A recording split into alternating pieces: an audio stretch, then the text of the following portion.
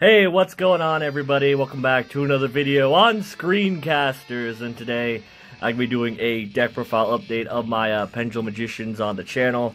It's a really fun deck. I really do like this deck. It's probably my main deck in Yu-Gi-Oh! It's very, very fun.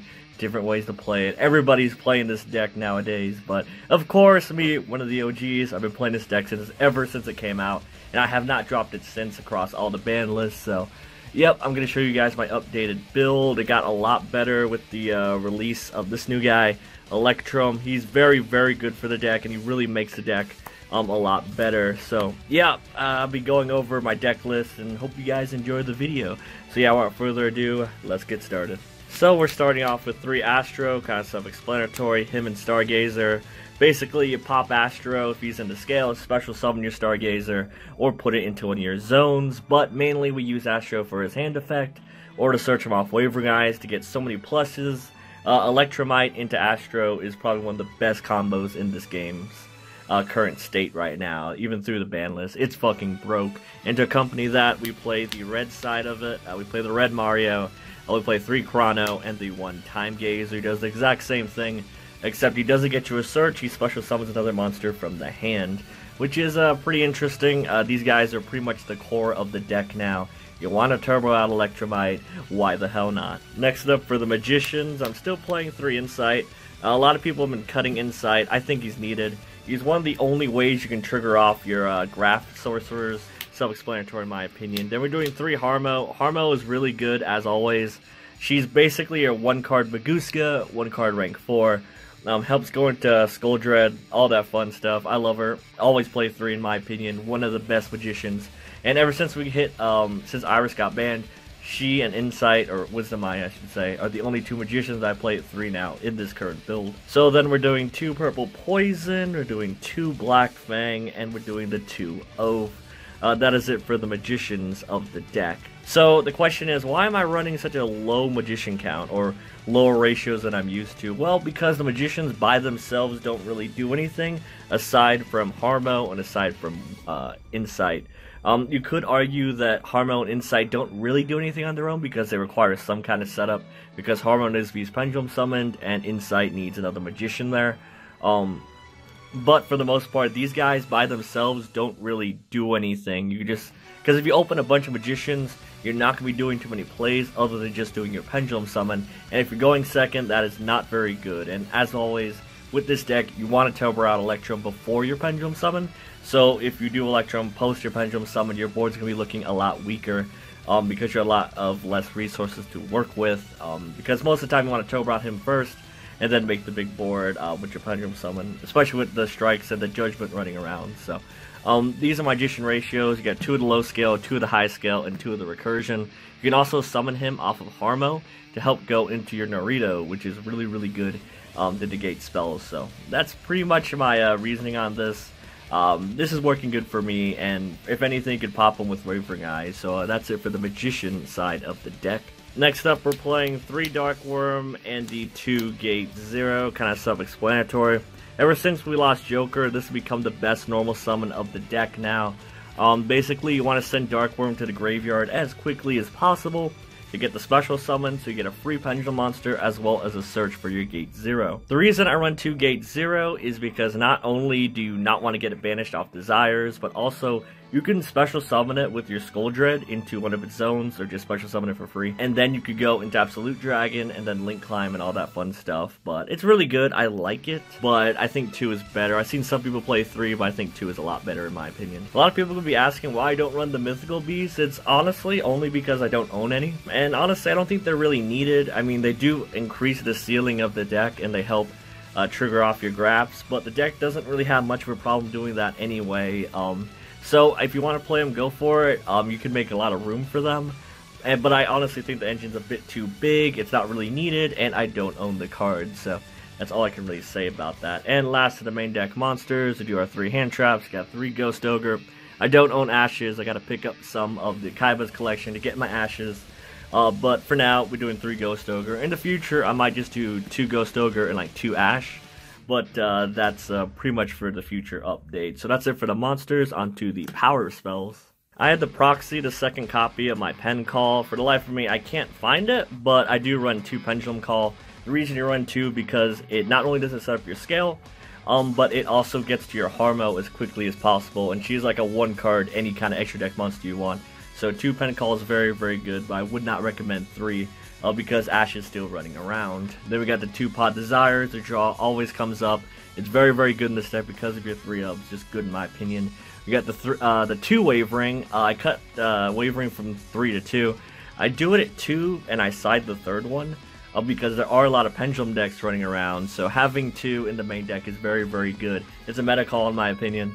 But it also triggers off your Astro. So not only is it a good main deck worthy side deck card, but it also helps your deck combo off. So if you have a bad hand, Wavering can definitely turn around because you get a free Pendulum monster with Astro. So, you know, you can see where this is going. Then we got the 2 Dragon Shrine and the 1 Foolish Burial. Dragon Shrine and Foolish do the exact same thing, which is to send your Dark Worm. Not much to explain there. You could just do 1 and 1, but because I want to see Dark Worm as quickly as possible, I just rather dump him with the Dragon Shrine. So I think 2-1 is pretty good. It does increase your chance of bricking, but because of this deck, the only way you can really brick with this is either if you open the Dark Worm in one of these, or if you just open double Dragon Shrine. But in any case, you could discard a Pendulum Call or something like that.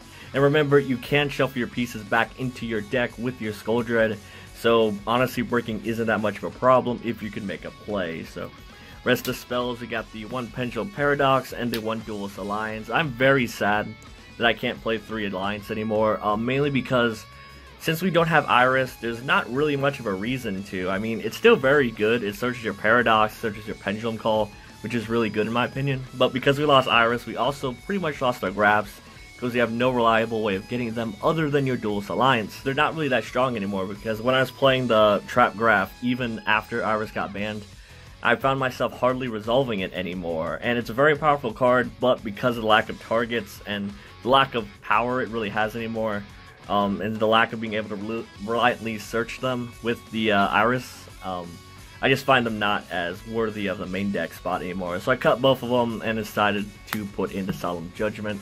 It's really good. It's pretty much better than Trap Graph in most cases because it's always live. It negates everything, and it can also negate Solemn cards. So I think I'd rather play this than the Trap Graph. But if you want, you can cut this for Pendulum Graph if you feel the need for it. So that's it for the 40 card main deck. Onto the extra deck. So for the extra deck, we got the Field Center, the tokens.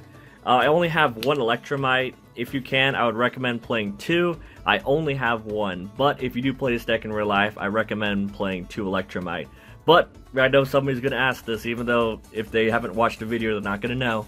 I only play 1 because I only own 1. I would play 2, but I would not play 3. So that's why I only have 1 Electrum in here. We got with the 1 Zephyr Metaltron. Basically, you make this if you're going first, if you're not facing 2 Dracos.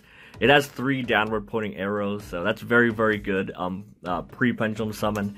You make Decode if you're going against True Dracos because of targeting and all that fun stuff. We got the 1 Borreload. I like Borreload. Play him. He's one of the best cards in the game right now.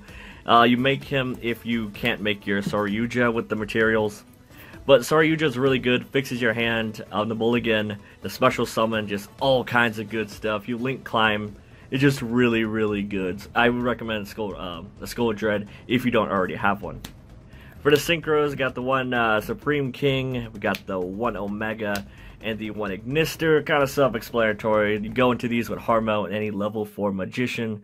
Ignister, best card still. Non-targeting shuffling, amazing. I don't go into Omega often, so if I do have to cut a card for the second Electromite, I'll probably cut the Omega. But he is a decent first turn play if you have to make a Synchro, and Clearwing is like a board wipe, so I wouldn't you play that. For the XYZs, we got 1 Tornado, 1 Baguska, and 1 Time Star. These are your rank 4s. Kind of self-explanatory. They're really, really good.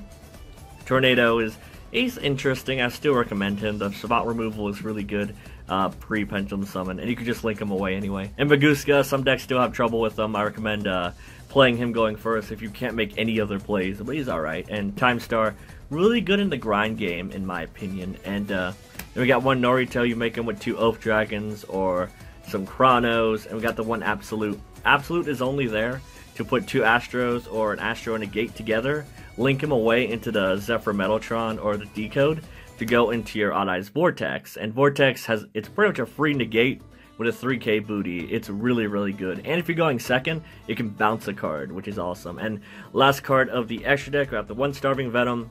This card is the reason why you don't need 3 Electromite, because if you go through 2 Electromite and the Venom, and you're still not winning, then what the crap, man. You must be really bad at this game, because, wow, you just don't need that much. That's why I don't think you need 3 Electromite. Just 2 and 1 is just perfect for me. So that is it for the deck profile, guys.